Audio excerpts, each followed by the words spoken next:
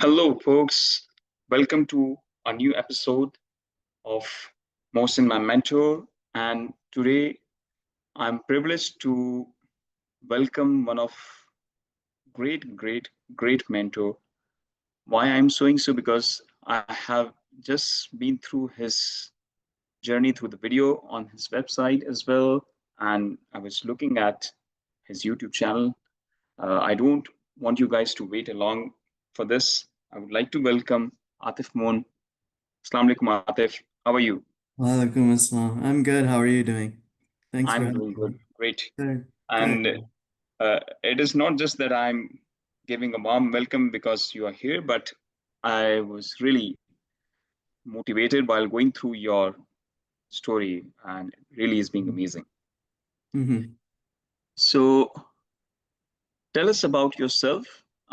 I know a lot because of the video as well, but for our Mm-hmm. audience, just give us a background and why it and forced me to say that you are a sportsman, you are a great motivational speaker as well. So, what is the journey? Please go ahead. Yeah, my name is Atif Moon. I was born with neuroblastoma, which is a tumor in the spinal cord. And well, fortunately got rid of the cancer. I became paralyzed from the waist down and have been in a wheelchair ever since. But I haven't let the disability stop me from doing all these different things. I was able to get an education, going to college, get a bachelor's in business and master's in sports management, and now I run a business. I'm a wheelchair tennis athlete competing in the professional division, and now I'm a motivational speaker with the goal of trying to help other people just by sharing my story with everyone else. Great. So, sportsman as well, Hmm. and you have done your master's specializing in sports management and coaching and leadership. Along with Hmm. that, I was reading there as well that you have done internship in White House as well. So you have served the president of US as well. Yeah. And correct me if I'm not wrong, that you are amongst, I think you are the first Muslim to receive that award. Tell us about that award as well, that you were amongst the 10, nominated for the 10. Not nominated, you won that, right? Yeah, I was I won the award for the 10 Outstanding Young Americans back in 2009. It was first I won the for top 10 Californian, which because I live in California, and then after that I was nominated to for the top 10 Americans, and I was able to get the award, and they had a whole ceremony in Florida, and to receive the award amongst many other people or the nine other recipients, and it was a great experience. I s- for my acceptance speech, I spoke in front of like 500 people, so that was a great experience, and I'm definitely an honor to have that type of award, especially seeing the past recipients who got received it in the past. Yeah. Wonderful, wonderful. So, what encourages you to, to towards the sportsmanship? Like you said that you are very much into sports and tennis, especially. And when we see different grand slams, we can see that people are smashing and moving around. And considering yourself that you sit in a wheelchair and then you move around, but even then you are playing Hmm. sports. What Hmm. motivates you and how you came out of that barrier? Because in normal mindset, we say that we cannot play, right? If I'm not wrong, it comes to the mind, right? How can I play? But you came up with this barrier. How was Yeah. it possible? So, going back, when I grew up, I grew up with a disability. So my parents, when I was young, they wanted me to be active. They don't want me to just stay at home. They wanted me be involved and meet other people with disabilities, but also stay active and try different activities. And I tried things like kung fu, wheelchair racing, and then wheelchair tennis. And wheelchair tennis was the one that I really enjoyed growing up, mm, because of just the exercise. I enjoyed hitting the ball, moving around. But the other part was just having that community, being around other people that look like me, where that I was able to learn from seeing how they move around with their disability because I didn't really understand how I can do all these different things like being independent when I was young, being in a wheelchair. I didn't know it was possible to drive, to get a job, to just go out to different venues like sporting events or going to dinner with friends, things like that. So that was all new to me, but it taught me a lot. And so I just kept playing tennis because that was a sport I really enjoyed. And from the sports aspect, tennis is one of the sports that really gives you the skill, the mental and physical skill. The tennis is one of the toughest mental sports, in my opinion, because typically in the matches you're on the court by yourself, you're not able to be coached, and you have to figure things out on your own. If things are not going right in the match, you have to figure out another way to get around it, change strategy, or just find a way to encourage yourself to be positive. And I started getting good results because I wasn't good when I started playing. I couldn't really win any games or matches. I would lose a lot of matches, but I just kept sticking with it, trying to get coaching and other help.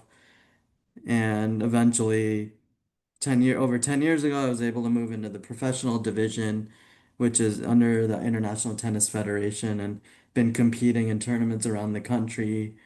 And as well as now around the world. I recently a couple weeks ago, I came back from a 3-week trip to Kazakhstan and Portugal, so that was a very humbling experience. It was a great experience to play players from all over the world, and um, yeah, really enjoyed it. But I think I like to just stick to tennis. Is just I just enjoy the exercise as well and the community. Those are the main reasons I play. And of course, I have a competitive side too, so I do want to win, but it's not just about winning. It's really just about the experience and having fun. Great. So we have seen normal with all the abilities, people are not even to sports. Hmm. They just get themselves engaged in work life, even in studies, whatever they are doing. But you mentioned that you are entrepreneur as well. You are with your father as a business, right? Yeah, Then you yeah. spend time on your sports activities and you are professionally pursuing that. So how do you plan and to manage your time? Hmm. And please encourage people like myself as well, those who spend so much time in work life, Yeah. how to balance the life with the sportsmanship. Hmm. I think in general it's important to have a good work-life balance. That's what I believe in. I like to work certain amount of hours. I don't like to, try not to work on weekends or have work take over my life. So like having the balance of working Monday through Friday, a certain amount of hours, but and then making sure I make time to play tennis and go to the gym. In general, I believe it's important to exercise. So being active is very critical I think for anyone, but especially people who are disabled that it's harder in a wheelchair to be able to really burn calories and like just move around as easily. So I always prioritize that as well, and that helps with just feeling better overall, helping get rid of any stress, things like that. So I find a way to prioritize it no matter what. And then with the business, fortunately we have great employees where I've been able to train them well and they're able to do what they can. I can work from home sometimes and find ways to just make sure things are going well with the business. But yeah, and Wonderful. it's still a work in progress to prioritize, but I feel like I do the best I can. But it's everyone's different, of course, and everyone has their own priorities. Some people don't have a choice, but I think it's important to find a way to figure out what makes you better as a person to function better as well. So for me, it's being able to stay active and exercise, and that helps me with other aspects of my life. Great. So how much time you spend on gym? You said that you because you have to do a lot of training Yeah. as well. Yeah, gym I probably do like a couple times a week, and then tennis, 3 to 4 times a week. It just varies, of course, because I do have the business, so I have Yeah. to still balance all of that. And just making sure I have enough rest for my body as well. Yeah. Great. So, Atif, the mental strength, as you have mentioned yourself as well, that sportsmanship gives you the mental strength as well. We know around the world, people are now talking a lot about mental wellness, Hmm. healthy mindset, not just the physical health, but also the mental health. And Yeah. you have cope up with all these things. You mentioned yourself that sports has given you the treatment for dealing with the stress, right? Hmm. More healthy, and I can feel that you have more good health in terms of not just in terms of physical form, but in terms of mental health as well. How would you like to recommend people like myself and my listeners as well that they have to cope up with all this stress, how to deal with the mental stress with the sportsmanship? Hmm. I think it's important to find something, whether it's sports or exercise or some activity that you know that makes you happy, where you feel like it can help manage your stress or help you like feel better if you're having a rough day, or even if you're not, like just trying to make a habit of doing certain things that make you feel uh, better about yourself, whether it could be obviously playing tennis like I do, or playing another sport, finding a hobby, maybe like music or drawing or painting, or maybe journaling can help, just writing your thoughts down. But yeah, I think everyone's unique, so you have to find your own maybe passion or maybe hobby or interest where you can where that will help you function better and help you with other aspects of your life and like your work life or other parts of your personal life as well. Great. Another, you have mentioned in your videos as well, in YouTube as well, that there is nothing is stopping you. You drive your car yourself, right? Hmm. You manage all your stuff yourself. Yeah. So there are people, those who are on wheelchair or any other Hmm. aspects are there as well, Yeah. but nothing is going to stop you. If you Hmm. want to do, you will do that. Would you like to comment on this aspect of your life that Yeah. how you should do Hmm. that? Yeah, well, first, I want to say I'm fortunate. Like my family, my parents have been ever since I was young and growing up with a disability, they've been very encouraging and pushing me and encouraging me to try different things uh and when I was younger, like as I mentioned, I met all these other people with disabilities and learning how independent they were. So as I was growing up, um, originally, like I thought I needed to walk to feel more normal. Like I needed to walk to be able to have a normal life and do all these things, like you said, like driving and going around, traveling, things like that. I thought the only way to do that is to walk. So I always tried hard to walk, but later on, I went after seeing all these people with disabilities and wheelchair, maybe other type of, not just in wheelchair, maybe amputees, people are missing a leg or a prosthetic leg, things like that. Seeing that they can drive and work and all that. My goal at a young age was to start becoming independent. So that's been a life goal of mine to become independent. So I can do things like drive, live by myself, get around on my own. Because even for people with disabilities, things that you would take for granted, such as using the bathroom, taking a shower, changing your clothes, it's not something that's as easy for people with disabilities, and depending on the type of disability, it could be even harder. So I made that being independent a life goal of mine, and it took years to get there. Like when I felt like that, like I had that independence when I got to college and lived on my own in the dorms and able to get an education. I think that's kind of when it hit me, and then I was been able to drive, and I live on my own. I've been traveling all over the world to compete in tournaments and without any issues, but all of that was because I was learning from other people and just seeing that. So I think for people with disabilities, just try to find a community around you. There's all these resources around to try to meet other people with disabilities because if you're around them, you can really learn from them, and everyone's pretty encouraging and they want to help you. And I think that's important. Finding activities is a good way to do that, because I found tennis and that's how I met all these people.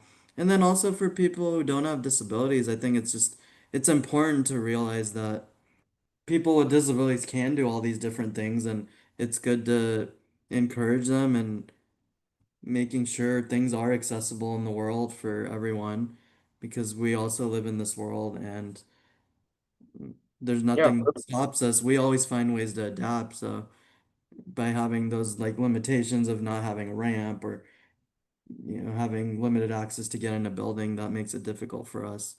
But we're just as capable as anyone else to accomplish a lot of amazing things. wonderful, because I have seen people, they have all the abilities even then they are disabled. And disabled intends that they are not taking any decision in their life. Uh, Hmm. and there are some mental blockage as well. So that's why I said that it's amazing to go through your Hmm. story as well. Uh, Atif, one more thing. You have mentioned on your website as well that you are speaking on public Hmm. platforms. You are now going towards the new aspect of your life. Hmm. That's new profession, I would say, that you are a motivational speaker now. You have Hmm. been given this opportunity to speak with youngsters as well. And I will share, if you allow me, that I'll share your channel and the website in the description as well. Yeah, So of if course. Yeah, someone wants, definitely. Hmm. so if someone wants you to speak and do that, Hmm. pretty much sure that you are giving back to society in this way, Hmm. right? Yeah. And you're giving coaching skill as well, right? You're training other people now. Tennis, I'm helping like Yeah, just I teach a little bit, yeah. Not like full time, but like I'll teach a little bit at like events and things like that just to help other people learn. Um, yeah. great, Hmm. wonderful. So uh, moving towards the end of our session, Hmm. you have mentioned a lot regarding those who should go ahead and get some skills embedded, find some hobbies, some learning aspects in this case. Yeah. In the end, would you like to recommend any sort of activity which says that gives you not just the strength but also to heal around this, to heal in Mhm. case of your stress management skill set? It is for all. It is not just with respect to Yeah. those which have all the capabilities, but at times mindset is something different. We say that Hmm. some people are having job losses, some Yeah. people are having some other family issues as well. Even then, they are stressed out. How to deal with that? Hmm. Well, for me, I always recommend, like I said, exercise because I think it's important for everyone to exercise. It could be going to the gym, playing a sport. It could be just going for a walk or a jog or a roll if you're in a wheelchair. Anything like that, maybe just for a little bit to get outside and kind of refocus. Could be I think it's hard to say for sure, but I think it's just different for everyone. But I know like exercise definitely helps everyone, in my opinion. Mhm. And then Great. also just talking to other people, like making sure you find time to connect with other people, like friends, family, being able to talk to them, and just it also helps us to be around other people and have and find like that community, like I have with tennis. Uh, and but you can do that with other activities, whether you're disabled or not. You could have your group that goes to the gym, or you can have the a group that goes running or walking or strolling or however you want to see it. But I think that's also important too to help with your mental health. Yeah. Yeah. So socializing is also very important, along with finding out some physical Mhm. activity to get your mind diverted towards that. Mhm. And definitely, once you are into sports, at times you are feeling low, but you learn. As you said, tennis has more of a strategy. Mhm. And we know that when you are feeling recently, for example, I would like to mention the finals which was held for the French Open. Mhm. That was a five-set match. I watched that. Yeah. Yeah. So Yeah. he was two set down Mhm. because, and then he came up. So what kind of motivation he was having at that time, and then you come up to this level. So I can understand what you are saying. You're Mhm. perfectly Yeah. fine with this. Great, Atif. That was an amazing session, and uh, definitely people, those who are listening to this, will also be getting motivated around this. Yeah. We'll be sharing your details with respect to your website as well as Okay. your YouTube channel. Okay. And Thanks. Yeah. wish you best of luck for all the activities which you are doing, and hope that we will meet in person as well. Can I say one more thing or yeah? Yes, yes, go ahead. Okay. Yeah, because you were talking about me, getting or doing motivational speaking, and I just want to share, my goal is because, as I mentioned before, like so many people helped me throughout my life, whether it's my friends, family, all the people I met growing up in my community. I really just want to give back by sharing my story to help other people whether it's someone who's disabled or not disabled, I feel like anyone can just learn something by the things I went through, maybe the struggles that they're going through, they can relate, and I'm able to help share the my journey, and they can maybe learn from that. But yeah, like you said, yeah, share my information. I'm open. Anyone can reach out to me, even if it's just a question or my goal is just to help other people now because of how blessed I've been with everyone helping me, and I think it's important to give back. So yeah, Great. thank you, and Wonderful, thanks for Atif. having me. And I was going through your blogs as well, so you're writing as well. That's also motivating. On the websites, there are a few of the Yeah, blogs. yeah. Yes, Hmm. so hopefully, we'll be looking forward to have your book in our hands as well very soon. Maybe eventually. That's a goal one day. Yeah. Great. Wonderful. Again, thanks for your time and wish you best of luck, Atif. Okay. Thanks, Wilson. Thank Okay. you. All Bye. right. Bye.